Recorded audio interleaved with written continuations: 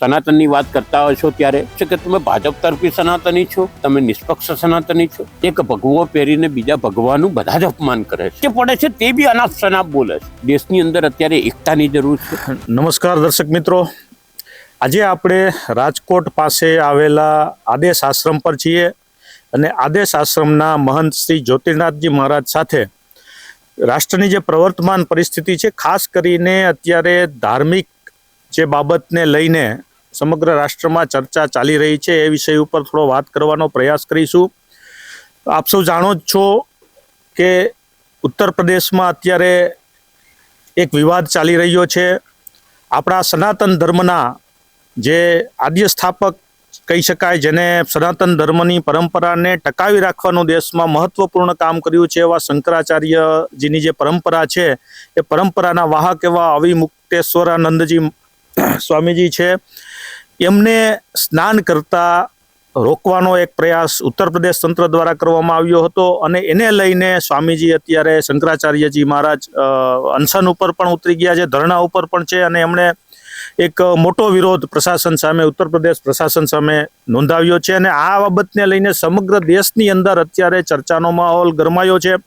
સમગ્ર દેશની અંદર સનાતન ધર્મમાં આસ્થા ધરાવનાર લોકોને આસ્થાને ક્યાંક ને ક્યાંક ઠેસ પહોંચી હોય તે પ્રકારનું એક વાતાવરણ ઊભું થયું છે. સામે પક્ષે શંકરાચાર્યજી મહારાજને લઈને પણ એનું જે પદ છે શંકરાચાર્યનું, એને લઈને એમને નોટિસ આપવામાં આવી છે કે તમે શંકરાચાર્ય છો એ બાબતને જાહેર કરો. એના પક્ષધરો પણ એ વાતને લઈને એના સમર્થનમાં પણ ઘણા બધા લોકો છે.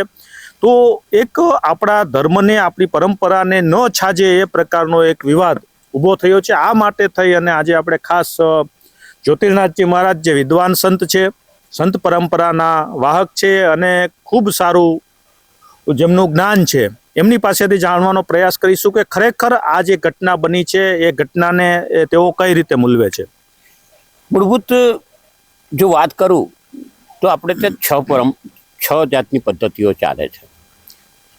એટલે શંકરાચાર્યની 4 ગાદી છે, તેવી રીતે 5 ગાદી બીજી છે, જે રામાનુજાચાર્ય છે, એવા રામભદ્રાચાર્ય, એટલે આપણા જે અંધ છે તે નહીં, પણ એવી એક પરંપરાઓ છે જગતગુરુ શંકરાચાર્ય.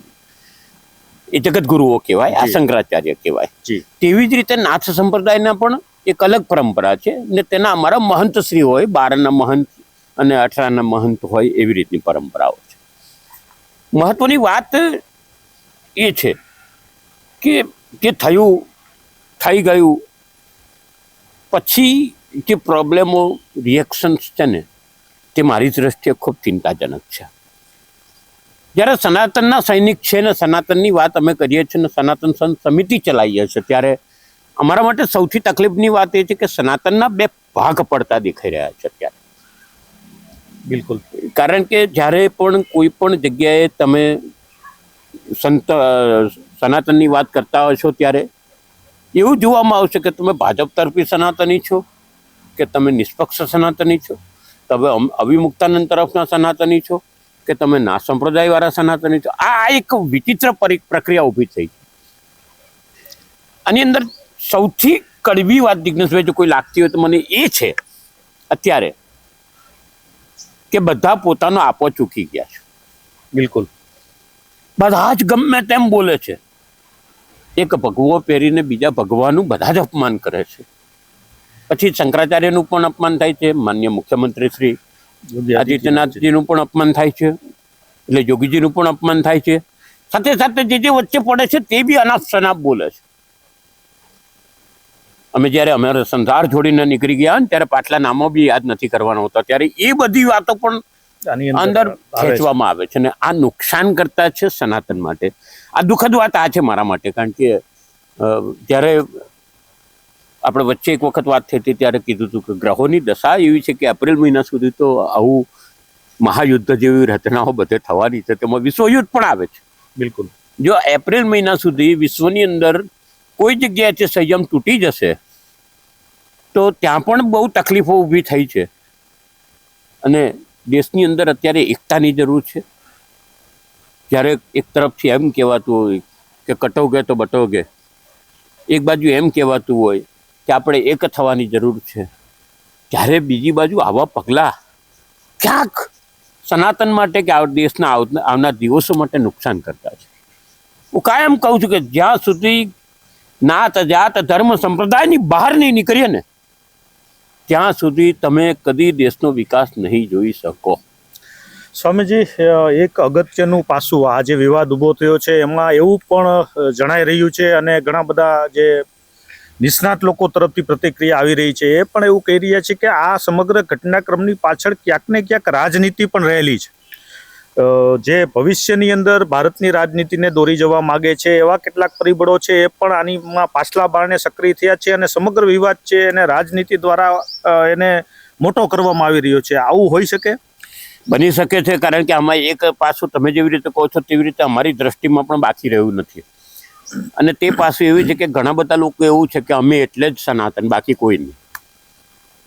સમજો, આપણે ત્યાં વચ્ચે 6 મહિના એવો ટ્રેન્ડ ચાલ્યો કે જે અમુક વ્યક્તિના ગુણ ગાય તે દેશ પ્રેમીને, બાકીના બધા દેશદ્રોહી. એ પ્રેમને એ લાઈન જ અત્યારે ચાલી રહી છે. દુઃખની વાત છે કે 2 દિવસ પહેલા મોહન ભાગવતજી પોતાના પ્રવચનમાં બોલે છે કે સંતોનું માન અપમાન સાચવવું પડશે, સન્માન સાચવવું પડશે. જો સંતોનું સન્માન નહીં થાય તો આ દેશમાં તકલીફ ઊભી થશે ને 3 દિવસ આ બનાવ બને છે. બિલકુલ આ કોન્ટ્રાવર્સી ક્યાંય પણ દિમાગમાં નથી બેસતી.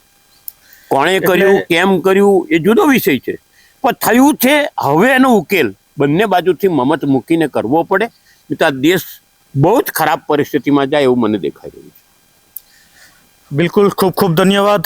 તો આ સમગ્ર ઘટનાક્રમ ઉપર અત્યારે દેશમાં જે ચર્ચા ચાલી રહી છે એમાં ખૂબ દેશને પણ જે વિચારી શકાય એવી બાબત છે કે આ વિવાદનો ઉકેલ આવવો જોઈએ એવી ખૂબ સરસ વાત કરી છે જ્યોતિર્નાથજીએ.